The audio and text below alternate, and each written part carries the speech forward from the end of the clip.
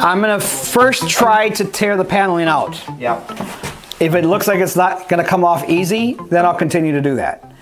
If it doesn't look like it's gonna come off easy, I put it back down and I go get 1/4 inch sheetrock and cover it. Yeah, that's what I'm thinking. If it's a rental property though, I would just leave it. And what I have done, and which works, again, we get the mud or drywall compound and skim coat it in the seams on those bigger ones. I've done them on where they got smaller seams where they're not as noticeable, and just paint them. And the paint these days is thick enough that it'll cover it, but that's got the bigger gaps in there. Yep. So I'm going to come in there with a sheetrock mud and just gap that. Right.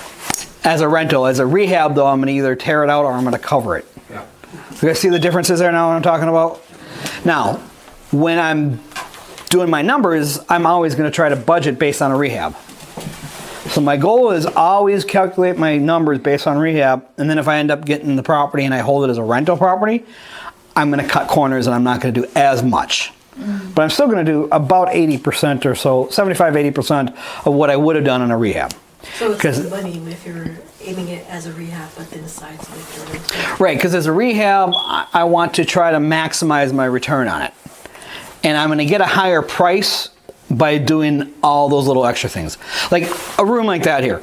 In the actual value of fixing that and tearing that out or covering it versus just painting it and putting sheetrock mud on it, the actual real value in the house does not change.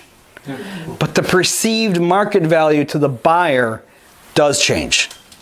So they're willing to pay more because they've fallen in love with the house and they don't see any flaws. But if they start seeing flaws in the property, now they start looking for the rest of the flaws. Now they're looking for flaws. They're looking for where somebody cut back. And it's amazing. Sometimes I go out and I look at properties that are rehabbed, and I'm like, oh my God, the rehab on here is so bad that, I mean, the rehabs I do on my rental properties are way better than this. And you're trying to market this as a finished product. That's how bad the rehab. But you know what? This market allows them to get away with it because the market is so crazy.